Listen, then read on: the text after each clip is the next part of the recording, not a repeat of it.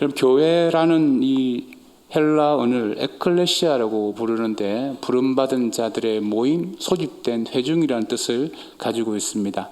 마태복음 16장 18절에서 보면 또 내가 내게 이르노니 너는 베드로라 내가 이 반석 위에 내 교회를 세우리니 음부의 권세가 이기지 못하리라. 베드로의 신앙 고백 가운데 예수님께서 내 교회를 세우시겠다고 말씀하셨습니다. 예수님은 당신의 교회를 세우시기 위해서 제자들을 부르시고 저와 여러분들을 부르신 줄 믿습니다. 또한 요한복음 17장 18절에 보면 아버지께서 나를 세상에 보내신 것 같이 나도 그들을 세상에 보내었고 했습니다. 우리를 보내신 예수님께서 또 우리를 세상에 보내시기 위해서 우리를 보내셨다고 말씀하십니다. 그러므로 교회 공동체는 구원받은 사람들의 부르신 공동체이며 또 세상으로 복음을 전하기 위해서 파송받은 공동체입니다. 그렇다면 우리가 어디로 파송을 받았느냐? 개인적으로 적용해 보면 나는 아버지로 또는 어머니로 또는 자녀로, 남편으로, 아내로, 가정으로 파송받았고 또 우리의 삶의 직장, 또 사업터, 생업의 현장 속에서 우리가 주님의 파송을 받았습니다. 우리가 이 파송을 받았다고 할 때 두 가지를 기억하셔야 될 것이 있습니다. 첫 번째는 주님께서 나를 파송하실 때 나에게 맡기신 일이 있다는 것입니다. 제가 농촌에서 목회할 때 젊은 목사라서 할 일이 많이 없었는데 그때 제 마음이 항상 붙들고 있었던 게 뭐냐면 하나님이 나에게 무슨 일을 맡기셨기 때문에 이 자리에 보내셨다라는 마음을 가지고 있습니다. 하나님이 여러분의 가정에 아버지로, 어머니로, 남편으로, 아내로, 이렇게 자녀로 보내셨을 때는 하나님이 여러분에게 맡기신 일이 있다는 거예요. 또 하나의 관점이 뭐냐면 그 파송의 현장에서 나와 관계를 맺는 모든 사람은 하나님께서 보내어주신 인간관계라는 것을 기억해야 됩니다. 저는 두 아들을 양육하면서 하나님이 저에게 딸을 보내주시지 않은 것에 대해서는 굉장히 좀 섭섭함이 있지만 하나님께서 이 두 아들을 보내신 이유가 있다고 항상 믿어왔습니다. 자녀 양육이 쉽지 않지 않습니까? 사춘기 때 갈등을 일으키기도 하고 했는데 그때마다 제 마음의 태도가 뭐냐면 하나님께서 나에게 파송한 자녀이다라는 시각으로 자녀를 대했습니다. 누가복음 6장은 유명한 예수님의 평지 설교입니다. 예수님이 기도를 하시고 오늘 12절에 보시면 기도하시고 13절에 제자들을 부르셨어요. 그리고 제자들을 부르시고 난 다음에 제자 훈련을 하셨는데 첫 번째 제자 훈련이 뭐냐면 내용이 뭐냐면 행복의 기준에 대해서 말씀했습니다. 어떻게 하면 행복한 것인가? 특별히 누가복음 6장 22절에 보면 인자로 말미암아 사람들이 너희를 미워하고 멀리하고 욕하고 너희 이름을 악하다 하여 버릴 때는 너희에게 복이 있도다, 행복하도다 이 말인데 인자로 말미암아 이 뜻이 뭐냐면 예수님으로 말미암아 우리의 인생이 해석되어지는 인생이 행복하다는 것입니다. 그러면서 두 번째 제자훈련 내용이 뭐냐면 27절로 38절의 내용인데 예수님께서 제자들에게 너희들 사랑을 실천하며 살라라고 말씀하셨습니다. 특별히 28절에 보면 저주하는 자에게 축복하고 기도해줘라. 31절에 남에게 대접받기보다는 대접하라. 35절에 원수 사랑하고 36절에 자비로운 자가 되어지고 37절에 비판하지 말고 정죄하지 말고 용서하라는 것입니다. 이게 예수님의 두 번째 제자 훈련의 내용입니다. 이 제자 훈련의 내용이 우리의 삶에 적용하기에는 사실 부담스러운 면이 있습니다. 이 훈련을 받을 때 제자들이 좀 부담스러워하니까 그 모습을 보신 예수님께서 오늘 제자들에게 하신 말씀이 우리가 오늘 읽었던 이 말씀이 제자들에게 하신 말씀입니다. 이 제자 훈련을 부담스러워한 제자들에게 예수님이 하시는 말씀이 뭐냐면 너희들이 부르심을 받고 파송되어져 갈 것인데 제자 훈련을 제대로 받지 못하면 너희들이 파송받은 현장에서 세 가지 어려운 일이 일어날 수 있다는 것입니다. 그 첫 번째 어려운 일이 뭐냐면 훈련 없이 파송된 제자는 위험천만한 일을 한다는 것입니다. 다시 말하면 하나님께서 우리 모든 인간관계 가운데 우리를 보내셨는데 위험한 일을 할 수 있다는 거예요. 39절에 보면 또 비유로 말씀하시되 맹인이 맹인을 인도할 수 있느냐 둘 다 구덩이에 빠지지 아니하겠느냐라고 했습니다. 피터 브로이글의 그림 가운데 장님을 인도하는 장님이라는 그림이 있습니다. 여러분 이 그림을 보시면 제가 좀 설명한 1번이라는 숫자를 보시면 이 장님이 벌써 구덩이에 빠졌어요. 2번 장님도 구덩이에 빠지기 직전이고요. 3번 장님 따라갑니다. 4번, 5번, 6번은 어깨에 앞에 장님의 어깨에 손을 얹고 따라갑니다. 사실 이 모습을 보면 장님이 장님을 인도하는 것만큼 위험한 일이 없습니다. 오늘 말씀에서 맹인이 맹인을 인도할 수 있겠느냐 예수님이 이렇게 질문했는데 이 질문의 전제 조건이 뭡니까? 맹인은 맹인을 인도하면 안 된다는 것이 내포되어져 있습니다. 왜냐하면 맹인이 맹인을 인도하게 되어지면 구덩이에 빠지기 때문에 그렇습니다. 오늘 말씀에서 시각장애, 보지 못하는 것을 문제 삼는 것이 아닙니다. 보지 못하면서 누구를 인도하려고 하는 것, 선생 노릇하려고 하는 것이 문제가 되어진다는 것입니다. 보지 못하면서 누군가를 인도하려고 하면 자기도 망하는 것이고 다른 사람도 망하게 하는 위험천만한 일을 하는 것입니다. 그래서 오늘 예수님께서 제자들에게 훈련의 중요성을 가지고 설득하고 있습니다. 여러분 오늘 40절 말씀 같이 읽어봅시다. 시작. 제자가 그 선생보다 높지 못하나 무릇 온전하게 된 자는 그 선생과 같으리라고 했습니다. 여기서 중요한 단어가 온전하게입니다. 헬란말로 카테르팀의 메노스라는 단어를 사용하는데 준비하다, 훈련하다, 성숙하다 또는 수선하다, 교정하다는 뜻을 가지고 있습니다. 그래서 세 번역에서는 이렇게 번역하고 있습니다. 제자가 스승보다 높지 않다. 그러나 누구든지 훈련을 잘 받으면 그 스승과 같을 것이라고 말했습니다. 제자 훈련을 부담스러워하는 제자들에게 지금 예수님이 설득을 하고 있는 거예요. 처음부터 스승인 사람이 어디 있느냐. 제자로서 훈련을 잘 받으면 스승이 될 수 있다. 저도 처음부터 담임 목사가 아니었습니다. 교육전사 시절부터 부교육자 생활 15년을 하고 담임 목사가 되었습니다. 여러분 훈련 없이 만들어지는 사람이 없어요. 근데 여러분 집안에서 혹시 애완견을 키워보셨습니까? 애완견 키워보신 분들은 경험이 있을 것인데 대변 훈련이 안 되어진 애완견과 함께 시간을 보내는 것은 굉장히 고통스럽습니다. 훈련 안 되어진 그 개와는 살 수가 없어요. 저도 개를 키워봤는데 새벽기도 나오고 난 다음에 제일 먼저 하는 게 대변 치우는 건데 온 동네 천지에다가 이게 뭐 일을 벌여놓으니까 제가 수습할 때마다 정말 여러 가지 민원 제기를 받았습니다. 여러분 훈련 안 되어지면 같이 있는 게 개도 마찬가지 힘들어요. 그런데 비글이라는 개가 있습니다.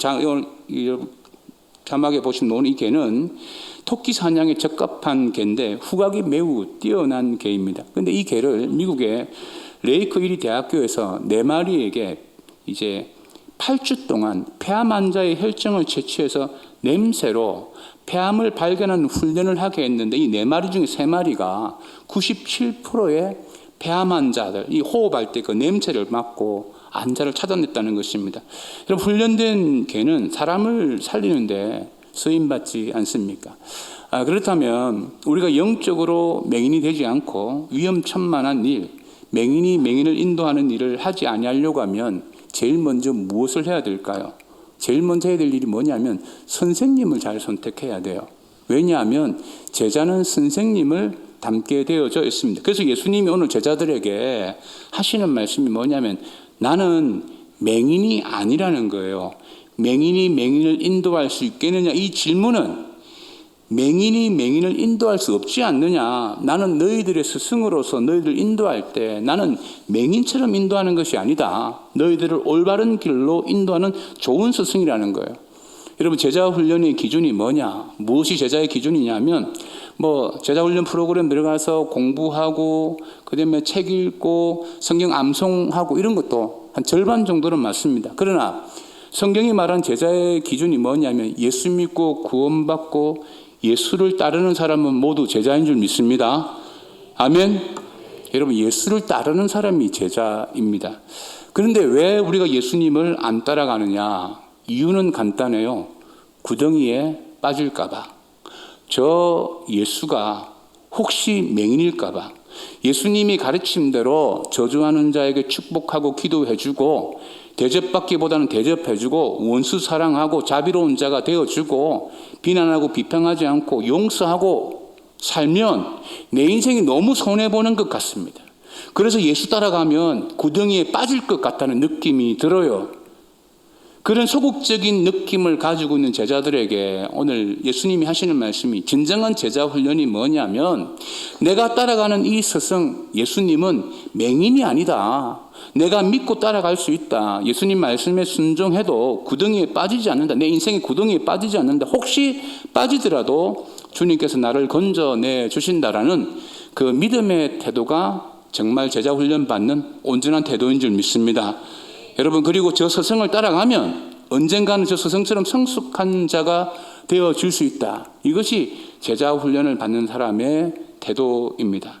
여러분, 저와 여러분의 영원하신 스승이신 예수 그리스도의 가르침을 따라가는 일은 결코 구덩이에 빠지는 위험천만한 일이 아닙니다. 그런 일도 일어나지 않습니다. 오히려 예수님을 따라가면 성숙해지고 온전해져서 예수님을 닮는 믿음의 사람이 될 줄 믿습니다. 그와 같은 마음으로 예수를 따르시기를 주님 축복합니다. 두 번째로 훈련 없이 파송된 제자는 자기 성찰 없는 삶을 살게 된다는 것입니다. 이것은 인간관계에서 자기 성찰이 없다는 거예요. 자, 오늘 42절 말씀 같이 읽어보겠습니다. 같이 읽습니다. 시작. 너는 내 눈 속에 있는 들보를 보지 못하면서 어찌하여 형제에게 말하기를 형제여 나로 내 눈 속에 있는 티를 빼게 하라 할 수 있느냐. 외식하는 자여 먼저 내 눈 속에서 들보를 빼라. 그 후에야 내가 밝히 보고 형제의 눈 속에 있는 티를 빼리라. 훈련되지 못한 사람의 가장 큰 특징이 뭐냐면 남의 잘못만 본다는 것입니다.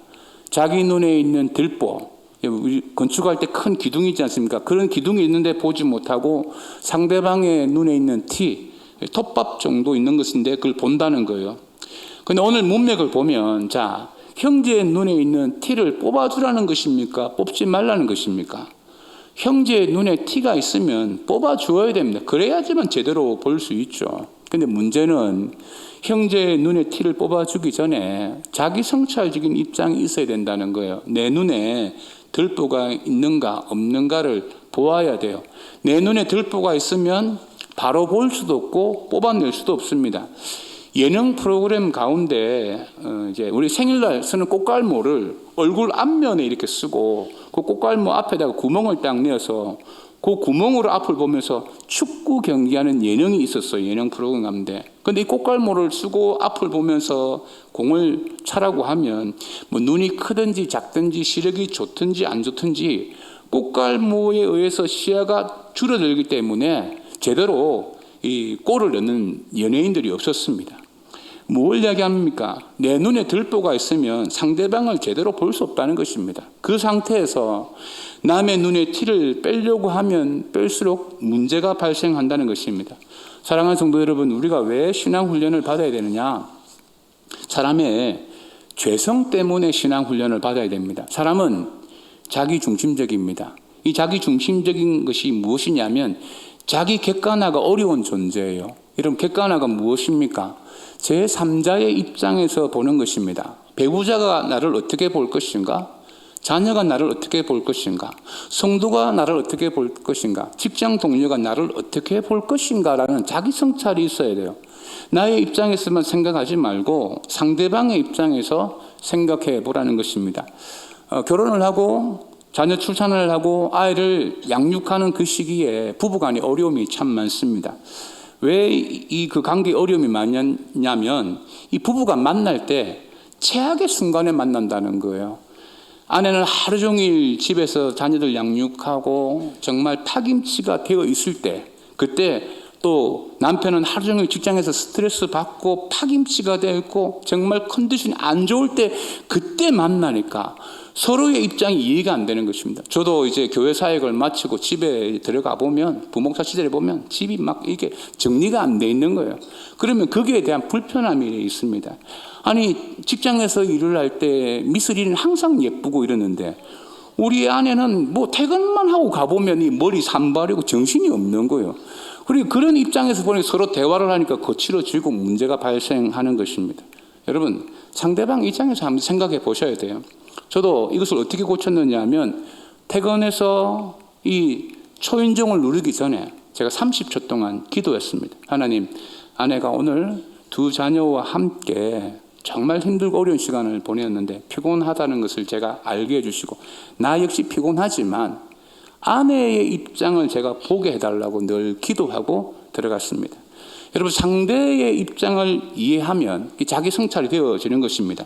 형제의 눈에 티를 뽑아주는 거 좋은 일이죠. 그러나 자기 성찰이 없으면 내 선한 의도가 뭐가 되었냐면 외식하는 자가 되어집니다. 자, 오늘 42절 하반절에 보십시오. 외식하는 자여, 먼저 내 눈 속에 들보를 빼라. 그 후에야 내가 밝히 보고 형제의 눈 속에 있는 티를 빼리라고 했습니다. 여기서 외식한다 이 단어가 헬란 말로 후포크리타 또는 후포크리포스라는 단어를 쓰는데 가면 배우, 연극 배우라는 뜻이에요.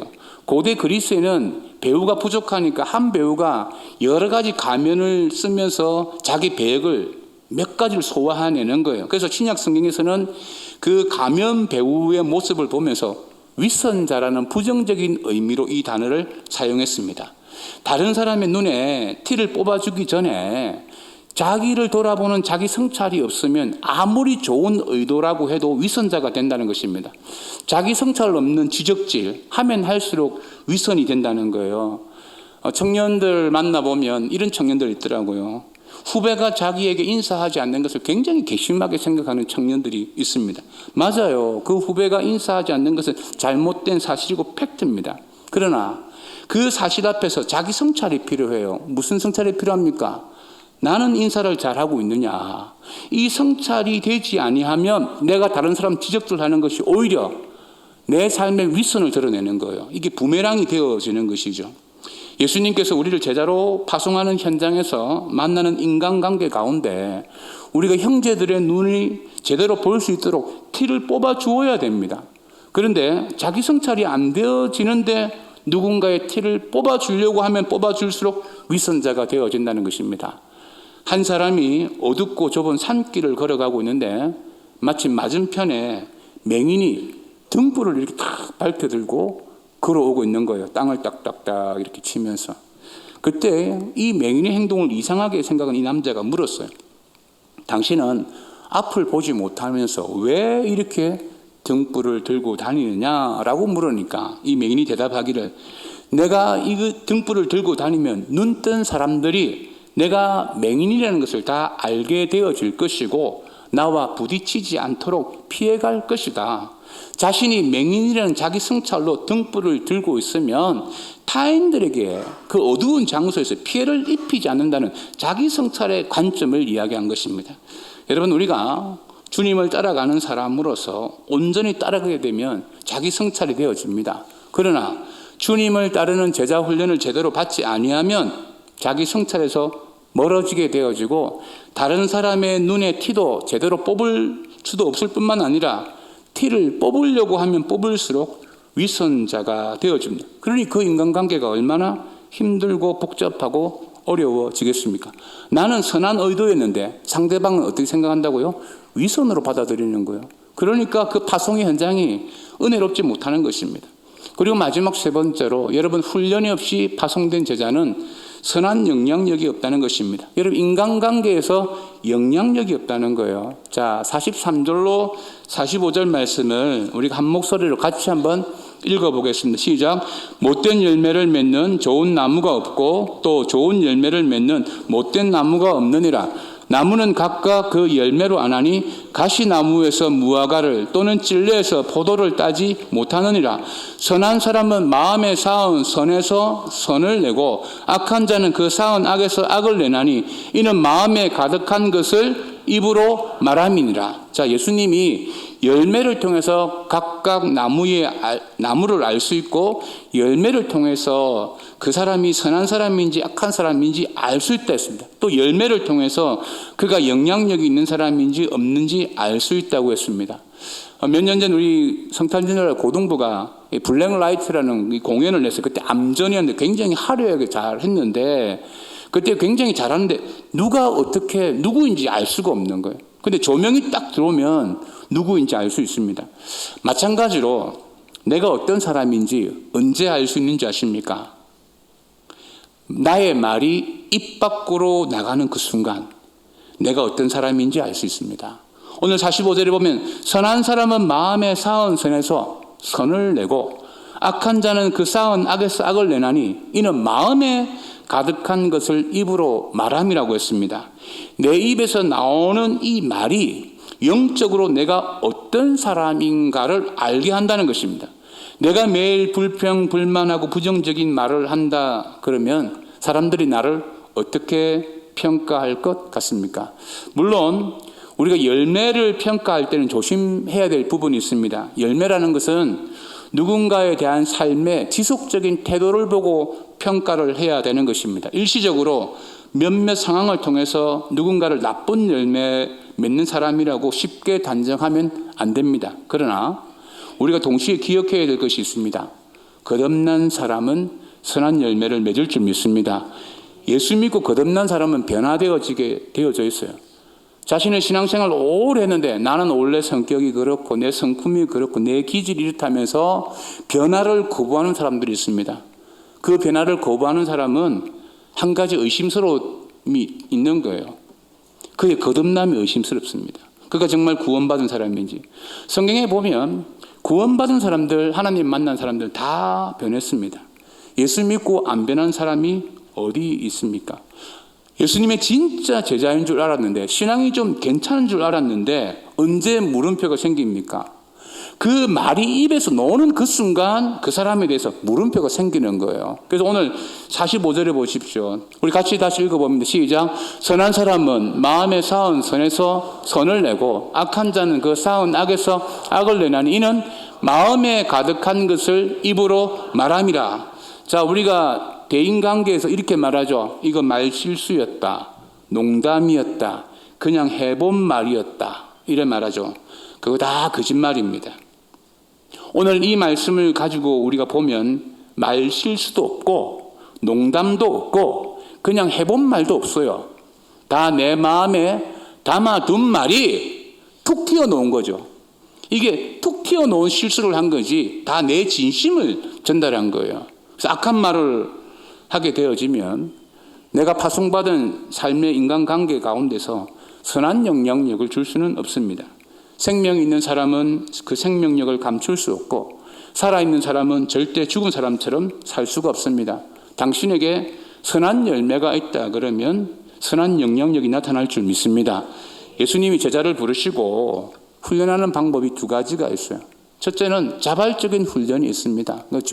교회 제자 훈련이나 이런 곳에 들어가서 경건의 훈련을 받으면서 내 삶 속에 어려움이 왔을 때 어떻게 대처해야 되는가 이렇게 자발적으로 훈련받는 방법이 있고 또 하나가 뭐냐면 비자발적인 훈련이 있습니다. 대부분 다 비자발적인 훈련을 받으세요.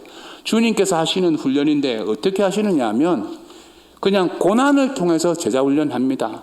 광야 학교에서 뺑뺑이 돌리면서 그 사람의 성품과 왜곡됨과 그 사람이 고집 부리는 것을 주님께서 다 내려놓게 해요. 왜 이렇게 광야 학교에서 뺑뺑 돌리면서 훈련을 하느냐. 훈련되어지지 아니하면 맹인이 맹인을 인도하는 위험한 일을 합니다. 훈련되어지지 아니하면 자기 성찰 없이 남을 고치려고 하는 위선적인 행동을 하게 되어지고요. 훈련이 없으면 이 마음에 선을 쌓지 못해서 악한 말을 하게 되어집니다. 그래서 주님께서 저와 여러분을 자발적이든 비자발적이든 이렇게 훈련을 하게 합니다. 하워드 핸드릭슨 목사가 이런 말을 했습니다. 오늘 배우기를 멈추면 내일에는 가르칠 수 없다고 했습니다. 오늘 배우기를 멈추면 여러분 맹인이 맹인을 인도하는 꼴이 되어지고요. 자기 성찰 없이 누구를 가르치려고 하고요. 선한 열매 없는 삶을 살게 되어집니다. 혹시 여러분 말고기를 한번 드셔보신 적이 있습니까? 저는 제주도에 가서 한 10여 년 전에 이제 말고기를 한번 대접받아 봤는데요. 여러분 식용에 사용되어지는 말 한 마리는 100만 원이면 구입할 수 있습니다. 근데 경말을 배울 때 입문용 말은 4천만 원 정도 합니다. 조금 달리는 말을 타려고 하면 1억 정도 줘야 돼요. 차이가 많이 나죠. 근데 아시안 게임에 나가서 내가 메달을 한번 따보려고 말을 준비한다면 10억은 줘야 되는 거예요. 최수실 딸이 그런 말을 도네이션 받은 거예요. 그러면 올림픽은요, 20억 정도 되는 말을 타야지만 올림픽에 나갈 수 있습니다.